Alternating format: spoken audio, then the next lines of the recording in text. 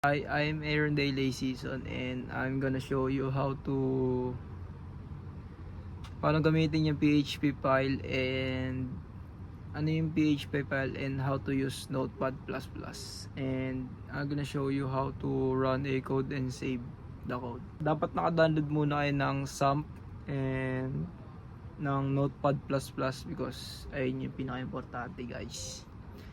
Tapos magsimula muna tayo sa what is PHP? PHP is a programming language that used for web developing or web development. So, balik tayo sa guys. So, gagamitin natin is Notepad++. Yan. So, meron ako naka-reading code dito na makikita nyo sa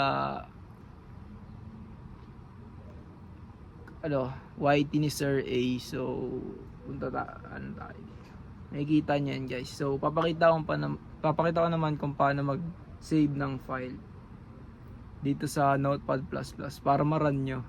So punta tayo sa file, then save as, tas local disk, tas may ilalagay nyo siya sa kung saan folder nakalagay yung SAMP nyo. So sa akin nakalagay sa SAMP2.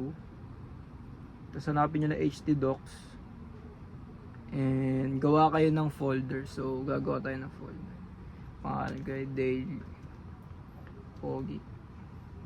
So yan, i-click nyo yan, tapos dyan nyo ilalagay yung file nyo. So ang gagawin muna natin is pangalan ng file nyo new, tapos lagyan nyo ng .php.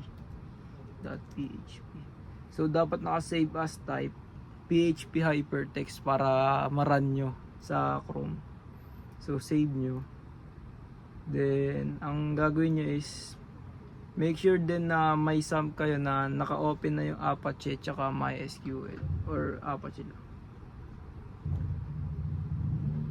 Then ang gagawin muna natin para ma-run natin is type nyo is localhost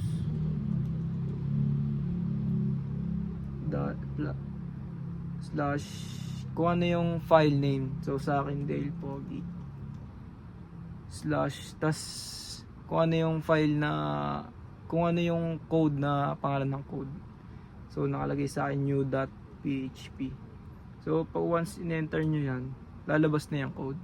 So ito na siya, name Aaron Daily Season, programmer BSIT, which is nakalagay dito sa code na to.